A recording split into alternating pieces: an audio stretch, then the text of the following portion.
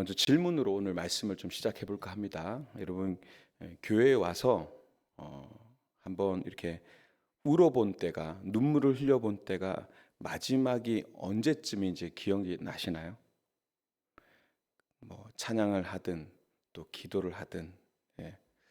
제가 이제 묻고 싶은 방향은 이겁니다. 그러니까 금방 얘기했던 찬양을 하면서 막 가슴에 뜨거움이 온다거나, 또 뭐 말씀을 듣다가 또 어떤 말씀 내에 가슴에 닿아서 뭐 은혜를 받아서 흘리는 눈물도 있겠지만, 제가 하는 질문의 방향은 내 삶의 문제 때문에, 내 마음의 슬픔과 분노 때문에 하나님 앞에서 그것들을 막 토설하면서 울어본 경험이 언제이신가, 그게 한번 좀 궁금해서 질문을 먼저 드려봤습니다. 그냥 예측컨대 쉽게 대답하기는 쉽지 않겠다. 왜냐, 앞에서 얘기했던 찬양을 하다가 눈물을 흘리거나, 말씀을 듣다가 눈물을 흘리거나, 또 기도를 하다가 눈물을 흘리는 경우들은 이제 굉장히 많은 것 같아요. 그런데 내 마음의 문제 때문에, 슬픔 때문에, 때론 분노 때문에 하나님 앞에서 막 가슴을 치며 이렇게 울어본 경험이 많을까, 이렇게 생각해 보면 대답하기는 쉽지 않겠다, 이런 생각이 듭니다. 저는 이제 신앙생활을 하면서, 제가 이제 일대이거든요. 저희 가정에서 일대로 신앙생활을 하면서 이런 것들을 한번 누군가가 깊게 봐준 그런 경험이 없는 것 같아요. 사실 없었습니다. 그러니까 어릴 때부터 신앙생활을 했다고 하지만 내 안에서, 신앙 안에서 내 감정을 어떻게 다루어야 될지에 대해서 정확하게 배우지 못한 것 같아요. 그래서 이게 벌써 한 10년 전 나온 책이지만, 책을 읽으면서 이 책으로 인해서 제 마음이 여러 가지 좀 정돈이 됐던 기억이 납니다. 여러분들은 어떠신지 모르겠습니다. 뭐 일반화 시킬 수는 없겠지만, 대체로 더군다나 유교 문화가 굉장히 강하게 자리 잡았던 이 나라에서 자신의 감정보다는 체면, 이런 것들이 앞서기 때문에 교회 와서 뭔가 이렇게 자신의 이런 것들을 막 드러내는 것에 대해서 굉장히 소극적인 확률이 높지 않나, 이런 생각을 해보게 됩니다. 그래서 믿음이 좋은 게 어떤 거냐? 성경에 나와 있듯이 항상 기뻐하고, 쉬지 말고 기도하고, 범사에 감사하고, 전부 다 어떻게 보면 굉장히 긍정적인 파지티브한 모습이잖아요. 근데 막 화를 내거나 분노하거나 슬퍼하거나 이러면은 왠지 무슨 일이 있고 저 사람의 신앙생활에 어떤 연약함이 생기거나 문제가 생길 것 같은 그런 느낌이, 그런 뉘앙스가 이렇게 느껴지는 거죠. 그래서 어쩌면 우리가 교회에 올 때 우리의 진짜 감정, 이거는 차 타고 딱 내리면서 차에다가 딱 놔두고 교회 딱 올라오면서 활짝 웃으면서 그렇게 경건의 모습, 또 진지한 모습, 그런 페르소나, 가면을 쓰고 예배당에 올라와서 그렇게 예배를 드리고 나서는, 예배 끝나고 나서 이제 다시 주차장에 세우던 그 감정들을 다시 주섬주섬 챙겨다가 저 집으로 돌아가는 그런 모습이 혹여나 있지 않나, 그런 생각이 듭니다. 그러니까 어떻게 보면 교회와 또 삶이라는 것이, 내 삶이라는 것, 이것이 나의 신앙과 나의 진짜 감정이 따로 노는 듯한 그런 이중적인 그런 모습이 나에게 있지 않았나. 저는 그랬던 것 같아요. 혹시 뭐 그런 경험이 혹시 있으신가요? 손 한번 들어주시겠어요? 이게 작전이 틀렸네요, 오늘. 이때 손을 들면 책을 탁 선물하기로 제가 마음을 먹고 왔는데 아무도 손을 안 들 거라고는 생각을 못했습니다. 오늘 책 드리는 건 실패. 그러나 기회는 또 있습니다. 자, 지난주 우리가 이제 명절, 바로 이제 명절에 있었던 날이었기 때문에 많이 이제 오시지 못해서 저도 설교도 좀 깊게 다루지 못했는데, 오늘 이제 두 번째고 세 번째, 네 번째, 다섯 번째를 다루면서 더 깊은 내용들을 다루려고 합니다.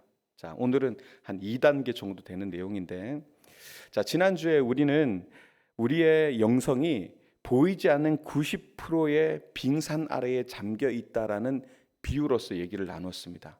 겉으로 보이는 것, 예배드리고 기도하고 섬기고 봉사하는 거는 눈에 보여지는 게 10%밖에 안 되고 나머지 90%는 저 밑에 이렇게 잠겨 있는 것이다, 이런 얘기를 했었죠. 자, 오늘 우리는 그 빙산의 가장 깊고 어두운 곳, 우리가 애써 외면했던 어쩌면 감정이라고 하는 부분들에 대해서 한번 좀 얘기를 해보려고 합니다. 근데 이 감정 얘기를 꺼내려고 하면 조금은 좀 불편하겠다는 생각도 들어요. 감정 얘기를 꺼냈을 때.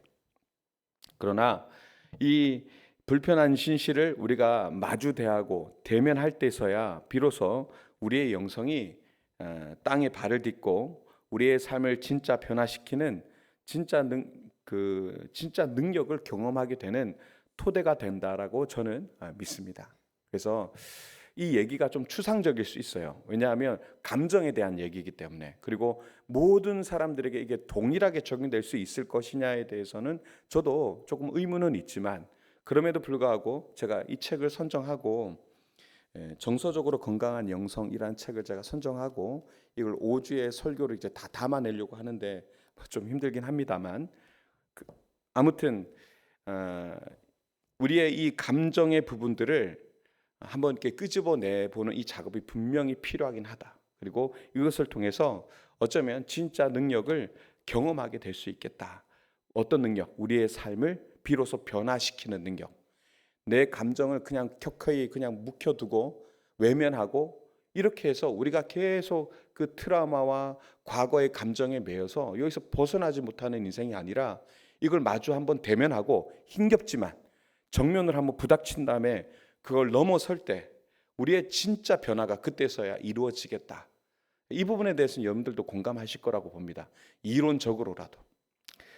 자, 오늘 말씀을 통해서 하나님이 주신 거룩한 선물, 저는 이 감정을요 오늘 거룩한 선물이라고까지 표현하겠고요. 또 이 책도 우리의 감정이 하나님께서 우리에게 주신 거룩한 선물이라고 그렇게 얘기를 합니다. 자, 이것을 통해서 하나님의 오히려 깊은 내면 속에 나에게 말씀하시는 그 음성을 듣게 되는 그런 은혜가 있으시기를 주님의 이름으로 축원드립니다.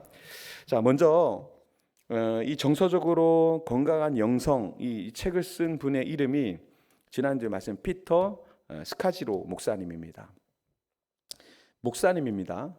근데 이제 이 목사님이 책의 이제 서두에 보면은 좀 충격적인 고백을 해요. 뭐냐면 목사님이 되기 이전에, 목회자가 되기 이전에 기도 중에 느꼈던 것들을 노골적으로 표현합니다. 기도 중에 분노라든가 심지어는 성적인 유혹 같은 감정도 느꼈다라고 그렇게 얘기를 해요. 어떻게 거룩한 기도를 하면서 그럴 수 있나? 그렇게 생각하는 요소들이 기도하면서도 다각적으로 다가오는 거예요. 근데 그것이 막 이렇게 느껴지면 이 목사님이 어떻게 반응했냐면, 그 당시 목사님 아니었지만, 야, 이거는 사탄이 주는 생각이라고 여기고 어떻게 했냐면 더 큰 기도로, 더 큰 방언 소리로 기도하면서 그걸 다 덮어버렸다는 거예요. 막 소리를 지르면서 그걸 덮어버렸다는 겁니다. 그리고 어떻게 정의했냐면 나는 영적으로 승리했어, 이렇게 생각했다고 합니다. 그때까지는 이것이 전혀 문제가 된다라고 생각하지 않았어요. 그런데 나중에 와서 이 목사님이 자신의 내면을 들여다보면서 이걸 어떻게 정의했냐면 이건 승리가 아니라 이거는 회피였다, 이렇게 얘기를 합니다. 전 이 부분에 대해서 공감이 됐어요. 승리가 아니라 회피였다.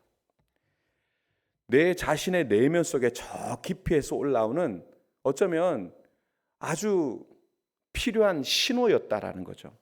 근데 그 신호를 무시하고 꺼버렸다는 거예요. 그래서 책은 이렇게 얘기하고 있어요. 자, 자막을 띄울까요? 감정은,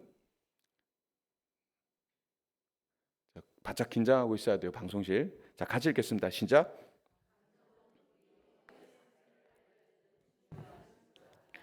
그것은 우리 영혼이 내뱉는 언어다. 자, 이렇게 이 책에 이렇게 정리를 하더라고요. 감정은 우리 영혼의 상태를 알려주는 중요한 지표, 신호다. 그리고 그것은 우리의 영혼이 내뱉는 언어다. 뭐가? 감정이라는 것이요. 여러분들 감정이 있으시죠? 예. 여러분들 안에 감정이 있습니다. 지난주에는 얘기할 때 이 감정이 하나님의 형상, 하나님의 뜻대로 만들어진 피조물들, 특히 인간이 하나님의 뜻, 하나님에게 만들어진 창조물이라는 것을 나타내는 중요한 표지다라고 지난주에도 나누었거든요. 자, 예를 한번 들어볼게요. 여러분, 이제 감정이라고 하는 이 지표, 이 부분에 대해서 우리가 무시하면 안 되는 이유를 예를 들어 보면, 여러분들 자동차를 몰고 가다가 자동차 계기판 안에 저 밑에 엔진 오일 부족 아니면 엔진의 이상 경고가 불이 딱 들어오면서 띠띠하고 시간을 깜빡깜빡하면서 저한테 신호를 보냈어요. 차를 운전하고 가는데, 그러니까 엔진에 뭔가가 문제가 생긴 거죠. 경고등이 켜졌다는 것을. 자, 그럼 여러분 어떻게 하시겠습니까? 경고등이 켜졌는데 어떻게 하시겠어요? 아우, 경고등 저거 신경 쓰이는데, 그러면서 옆에 막 주손주 찾더니 걸레로 이렇게 툭 가리고 그냥 몰고 가는 거예요. 그러면 아우, 저 안 그러다 왜 갑자기 번쩍번쩍거려? 그래서 거기다가 툭 던져서 이걸 가려놓고는 막 열심히 막 붕붕 밟으면서 가는 거예요. 까만 테이프 붙이고. 그러면서 계속 몰고 다녀요. 그러면 어떻게 될까요? 예, 그럼 운전자가 있을까요? 그렇지 않죠. 그렇지 않죠.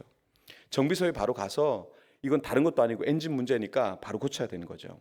그런데 우리의 영혼의 경고등인 이 감정에 대해서는 우리가 그렇게 행동한다는 거예요. 내 안에 감정이 탁 올라왔는데 그것을 무시하고요, 테이프로 탁 발라버린다는 거예요. 분노라는 경고등이 켜지면 먼저 우리 안에 어떤 생각을 가지냐면, 내가 화를 내면 안 되지, 내가 그리스도인인데 하고 나서 그 감정을 일단 이제 억누릅니다. 그렇죠? 저도 그래요. 화나죠. 목사가 화나다, 화나! 그러면 이렇게 막 소리 지르면 됩니까? 안 됩니까? 안 돼요. 왜 나만 안 돼요? 왜 맨날 목사는 화내면 안 된다 그러세요? 저도 사람인데 화나는데. 근데 익숙해진 것 같아요. 감정을 누르죠. 근데 화는 난다 여전히. 근데 이제 억누릅니다. 저도 그리스도인이니까, 더군다나 목사이니까 하면서 감정을 억눌러요. 또 슬픔이라고 하는 그런 경고등이 켜지면 또 나는 그래, 긍정적으로 생각해야지, 기뻐해야 돼, 이렇게 웃어요. 그리고 그 웃음 뒤에 숨어버립니다. 두려움이 찾아오면 또 어떻게 될까요? 두려움은 믿음이 없어서 그래. 두려워하지 마, 내가 너와 함께 한다 그랬잖아, 두려워하지 마, 두려움은 불신앙이야, 그러면서 스스로를 막 정죄하고요. 네, 그렇게 합니다. 그리고 두려움이 없는 척 합니다. 자, 이렇게 감정의 스위치를 딱 꺼버렸어요. 편합니까? 안 편합니까? 편해요, 편해. 그냥 겉으로 볼 때 1차적으로는 편할지 모르겠습니다. 그런데요, 그 결과는 어떡해요? 사실 끔찍한 거예요. 왜냐하면 마치 아까 자동차 엔진에 경고등이 들어왔는데 까만 테이프 붙이고 그냥 몰고 다니는 것처럼 그 신호가 올라오는데 그걸 완전히 무시하고 이렇게 우리의 삶을 그대로 영위한다면, 그것이 오늘 이 책에서는 어떻게 표현하면 네 가지의, 그러니까 감정을 억눌렀을 때 우리에게 어떤 해가 끼쳐지는지에 대한 네 가지를 우리에게 얘기해 주고 있더라고요. 자, 한번 나눠볼게요. 첫 번째 뭐냐 하면, 자, 같이 읽겠습니다. 시작. 네, 먼저 자신을 잃어버려요. 자신을. 여러분, 감정은요, 어디 엉뚱한 데서 나오는 게 아니라 내 안에서 나오는 것이잖아요. 감정 자체가 나잖아요, 그죠? 근데 그 감정을 자꾸 무시하면, 감정을 죽이는 것은 나 자신을 죽이는 것과 같은 일이기 때문에 내 자신을 잃어버리게 됩니다. 자, 두 번째, 끄지 마시고 계속 띄워주세요. 시작. 우리는 다른 사람을 제대로 사랑할 수 없게 됩니다. 자, 이게 왜 그럴까요? 그러니까 내 감정을 몰라요. 내 감정을 모르는데 다른 사람의 감정을 알고 그 사람을 공감한다, 있을 수 있습니까? 없습니까? 그러니까 분노해본 사람이 분노해본 사람을 이해할 수 있고요, 사랑해본 사람이 사랑할 수 있는 거죠. 그리고 그 분노한 사람, 만약에 남편이 아무리 그 명칭이 남의 편이고 남편이지만 아내가 화나면 직장 가서 막 상사하고 막 그래서 시달려 오면은 어떻게 해야 됩니까? 같이 화내줘야죠.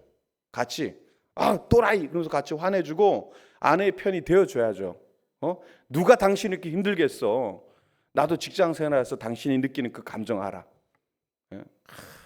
나도 화가 나네. 듣다 보니 화가 나네. 그럼 같이 화내면 아내가 어떻게 됩니까? 같이 화내주니까 갑자기 기분이 좋아지고 거기서 회복이 오잖아요. 거기서 컨설팅 들어가면 안 되는 거잖아요, 그죠? 당신 상사는 당신 때문에 더 힘들어. 문제가 뭔 줄 알아? 당신이 군대를 안 갔다 왔다는 거야. 조직을 몰라, 조직을. 그래서 컨설팅 들어가면 그때부터 남의 편 되는 거야, 남편. 그리고 나가자! 그러면 이제 골치 아프지는 거죠. 내가 내 감정을 모르는데 다른 사람의 감정을 공감하고 깊이 사랑할 수 있는가? 그럴 수 없는 거죠. 자, 세 번째 가져볼까요? 함께 읽겠습니다. 시작. 우리는 하나님과 단절됩니다. 자, 여러분, 감정을 무시하는 것은요, 하나님이 우리에게 말씀하시는 중요한 통로 중에 하나인 그 감정, 그 하나를 막아버리는 것이기 때문에 이 감정이라는 것 또한 하나님께서 사용하시는 통로잖아요. 그걸 막아버리니까 결국 하나님과의 또 단절의 요소가 된다라는 겁니다. 참 이게 목사님 참 대단한 관찰력이에요. 통찰력이고. 네 번째 같이 읽겠습니다. 시작. 억눌린 감정은 결국 우리를 지배하게 됩니다. 이게 제일 안 좋은 건데 억지로 누른 그 분노가요. 계속 어떻게 된다가 계속 마일리지 쌓이듯이 누적이 돼요. 그리고 어떻게 되면 나중에 뻥 하고 터지게 되는 거죠. 그때는 어떻습니까? 공격성으로 나타나게 돼요. 공격성으로. 공격성으로만 나타나느냐? 그렇지는 않죠. 계속 그게 프레스를 가하고 억누르게 되면 나중에 무기력하게 됩니다. 완전히 무기력해지기도 합니다. 그리고 그것이 두려움이 계속 누적이 되면 어떻게 될까요? 우리의 삶이 점점 그 두려움으로 가득 차게 되고 결국에는 삶이 망가지게 되는 그런 결과로도 나타날 수 있다는 것이죠.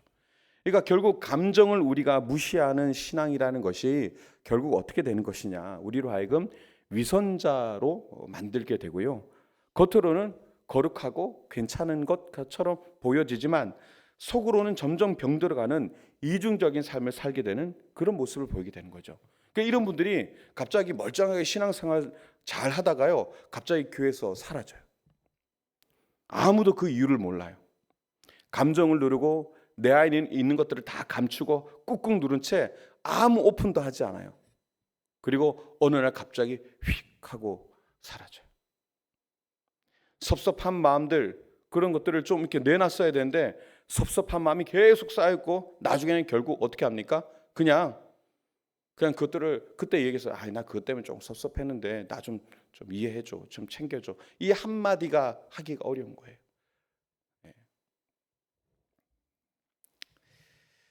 결국 그것이 나를 망가뜨리기도 하고 나를 하여금 이중적인 삶을 살게 하는 그런 모습으로 나타날 수 있다라고 그렇게 우리에게 얘기합니다.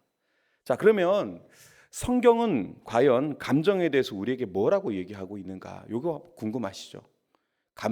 감정에 대해서 성경은 뭐라고 얘기하고 있는가? 놀랍게도요, 성경 자체가 다 감정으로 완전히 똘똘 뭉쳐진 책입니다. 성경 자체가 감정으로 가득 차 있는 책이라고 보시면 됩니다. 일단 하나님의 열렬한 사랑의 감정으로 꽉꽉 채워져 있어요. 맞죠? 맞죠? 특히 이제 그런 부분들은 이제 통상적으로 얘기하는 것이지만 여러분 특히 감정하면요, 시편을 읽어보시면 정말 많은 것들을 느낄 수 있습니다. 인간이 느낄 수 있는 모든 감정의 백과사전 같은 책이 시편이에요. 시편 기자들은요, 하나님 앞에서 그 단조로운 표현을 하지 않습니다. 어떨 때는 분노, 슬픔, 악인들의 형통을 가만히 보고 계십니까, 주님? 지금 뭐 하시는 겁니까? 막 분노하는 그런 내용들이 있습니다. 막 배신감에 막 절어가지고요, 어떻게 날 배신할 수 있느냐 그런 얘기도 하고요, 막 저주도 퍼부어요. 시편 안에 그런 것들이 있습니다. 그러니까 숨김없이 그 안에 감정을 막 토해내는 책이 바로 시편입니다. 그리고 무엇보다 완전하신 인간이셨던, 완전하신 하나님이시기도 하지만 완전하신 인간이셨던 예수님께서도요, 감정을 느끼셨다는 사실을 여러분 기억하셔야 됩니다. 예수님의 그 감정. 오늘 함께 읽었던 마가복음 14장을 한번 보십시오.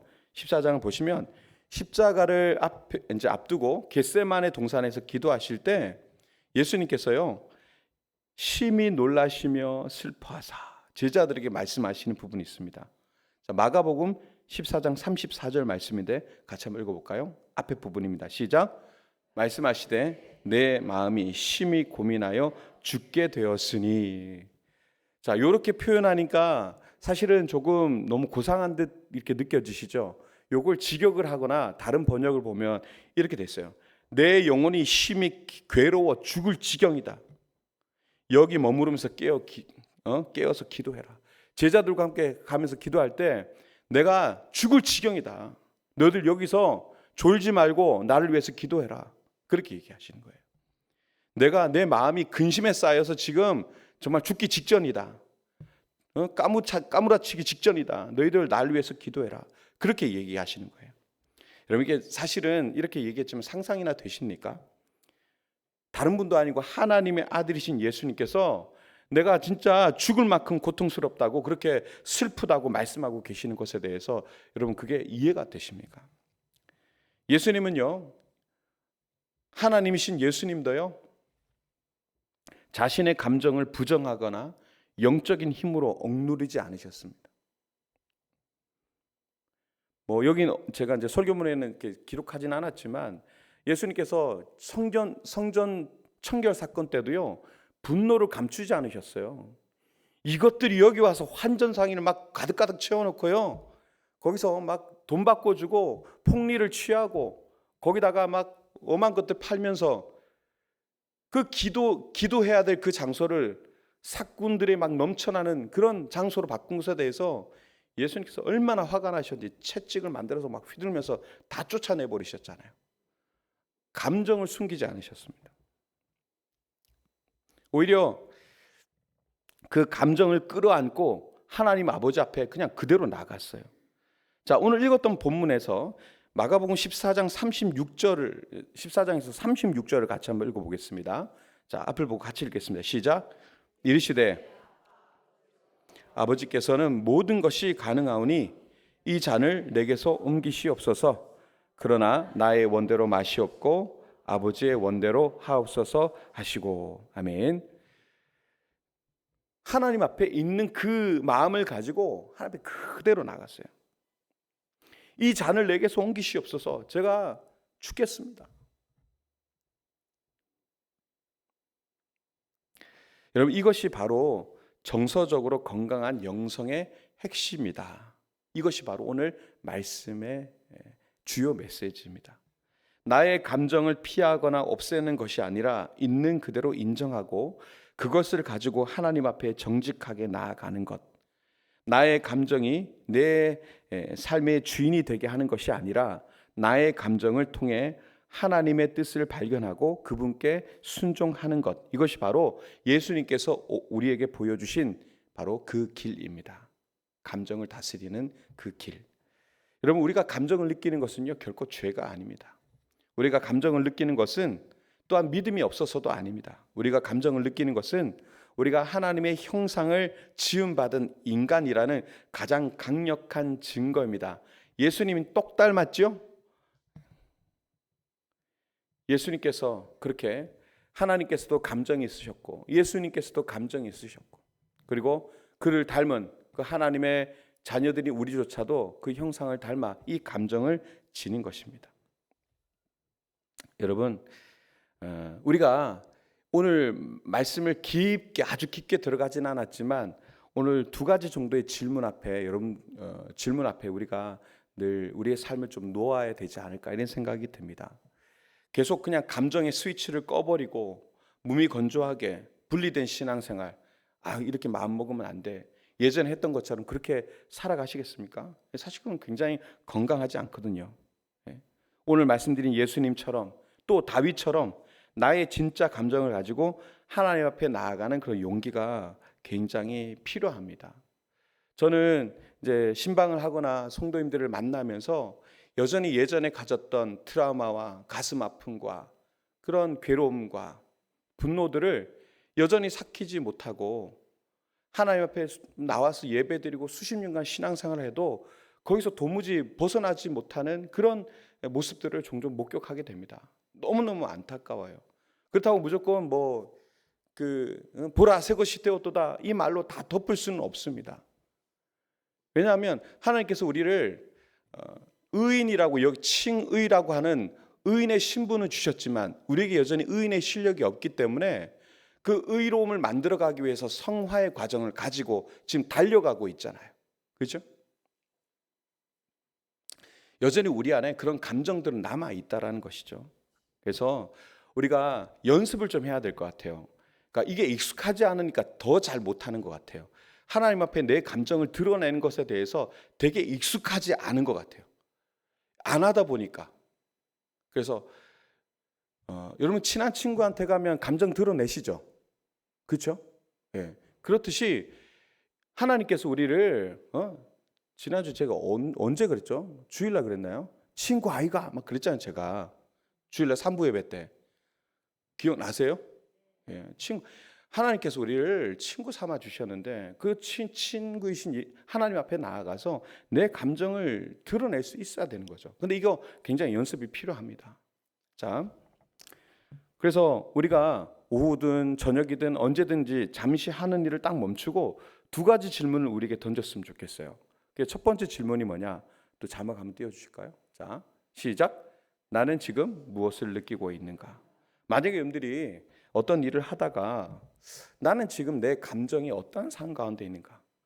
어떤 도드라진 감정이 딱 있는 순간이 있잖아요. 그 순간에 나는 무엇을 느끼고 있는가를 한번 좀 생각해 보셨으면 좋겠고요. 자, 두 번째 질문은 이겁니다. 자막을 없애지 마세요. 두 번째. 자, 시작.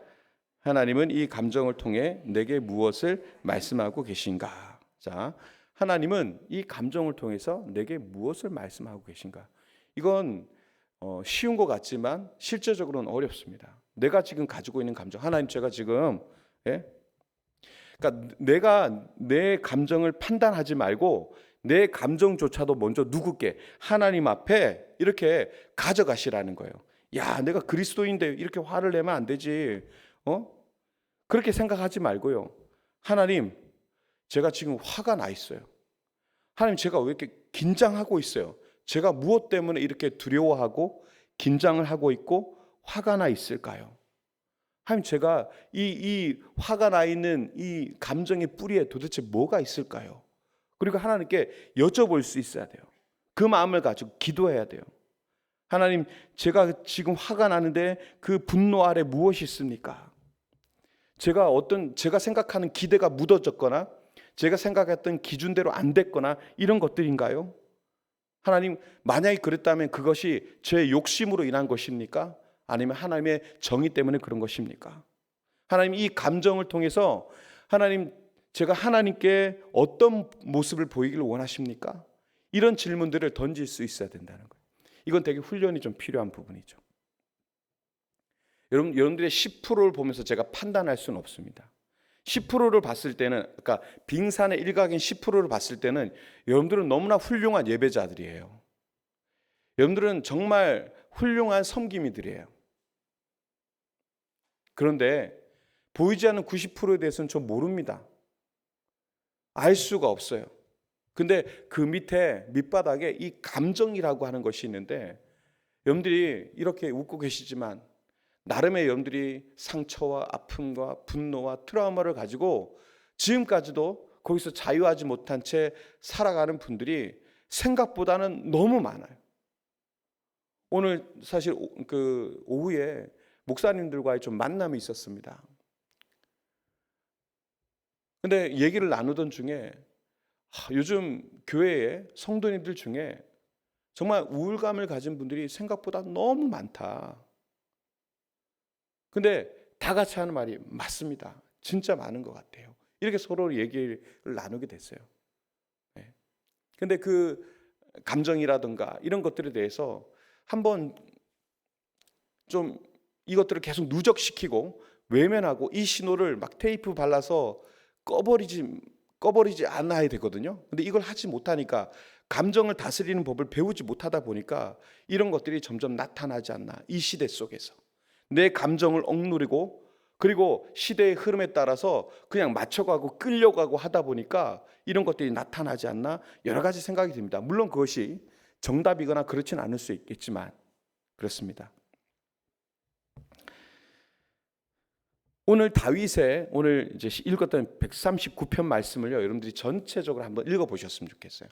139편 말씀. 근데 그 중에서도 오늘 다윗이 드렸던 아주 실제적인 그런 적용점이 되는 구절이 있는데 오늘 이 두 절을 같이 읽고 말씀을 마무리할까 합니다. 자, 139편 23절 말씀을 같이 한번 읽어보겠습니다. 자, 시작. 하나님이여 내 마음을 아시며 나를 시험하사 내 뜻을 아옵소서. 아멘. 하나님이여 나를 살피사 내 마음을 아시며 나를 시험하사 내 뜻을 아옵소서. 세 번역에는 이렇게 번역됐습니다. 하나님 나를 샅샅이 살펴보시고 내 마음을 알아주십시오. 나를 철저히 시험해 보시고 내가 걱정하는 바를 알아주십시오. 이게 직역이에요. 이게 다윗이 하나님 앞에 자신의 감정을 숨기지 않고 그대로 내려놓습니다. 막연한 기도가 아니죠. 막연한 고백이 아니라 나의 살아있는 감정을 통해서 하나님의 임재 안으로 들어가는 구체적인 통로로서의 기도를 지금 하고 있는 거예요. 하나님 나를 샅샅이 살펴보옵소서. 내 마음을 알아주십시오. 나를 철저히 시험해 보시고 내가 걱정하는 바가 무엇인지를 저 밑에서 끄집어내 주십시오. 이렇게 기도하는 그 다윗의 기도가 저와 여러분들의 기도가 되어야 되겠습니다. 여러분 감정은요 없애야 할 적이 아니라 어쩌면 여러분들의 영혼을 하나님께로 인도하는 오늘 제목대로 나침반일 수 있습니다. 이 나침반을 따라가는 여정이 좀 힘들 수 있죠. 옛적의 감정을 꺼낸다는 것이 꽤나 힘들 수 있습니다. 그러나 그 길 끝에는 그 가면 뒤에 숨어 있었던 그 누르고 눌러서 만들어냈던 그 가면을 썼던 내 모습 그 뒤로 진짜 나를 만날 수 있는 그런 기회가 될 것이고 그 모습 그대로를 하나님께서 사랑하고 계시는구나. 지금 가면 쓴 모습을 하나님께서 보신다고 보십니까? 아니요. 하나님은 중심을 보시는 분이라고 우리가 잘 알고 있잖아요. 그 중심은 뭡니까? 우리가 있는 척 괜찮은 척하는 그 뒤에 숨어있는 그 상처난 그 모습. 하나님께서 받으신 제사는 상한 심령이라. 시편 51편의 말씀처럼 그 뒤에 숨어있는 나, 그 진짜 나를 알고 계시고 만나주시고 그 나를 사랑하시는 분이 우리 하나님이시다라는 것. 그때 비로소 나 같은 자도 하나님께서 사랑하셨군요. 그런 나를 사랑하셨군요. 근데 그 앞에 보이지 못했던 것들에 대한 아쉬움, 그때서야 막 이렇게 하기보다는 때때마다 잠시 멈추고 하나님 제가 이런 감정을 느낍니다. 이걸 어떻게 해야 될까요? 하나님 앞에 드려보는 연습들을 하셨으면 좋겠습니다. 그때 진짜 하나님을 만나게 되는 그런 경험을 하게 될 것입니다. 이 놀라운 여정에 함께 나서실 수 있길 바라고요. 보이지 않는 영역이기 때문에 오늘 말씀을 적용하고 나서는 여러분들의 숙제입니다. 여러분들의 감정을 하나님 앞에 그대로 내어드리고 만지시는 하나님의 은혜를 날마다 경험하면서 살아가는 그런 저와 여러분 되시기를 주님의 이름으로 간절히 축원드립니다.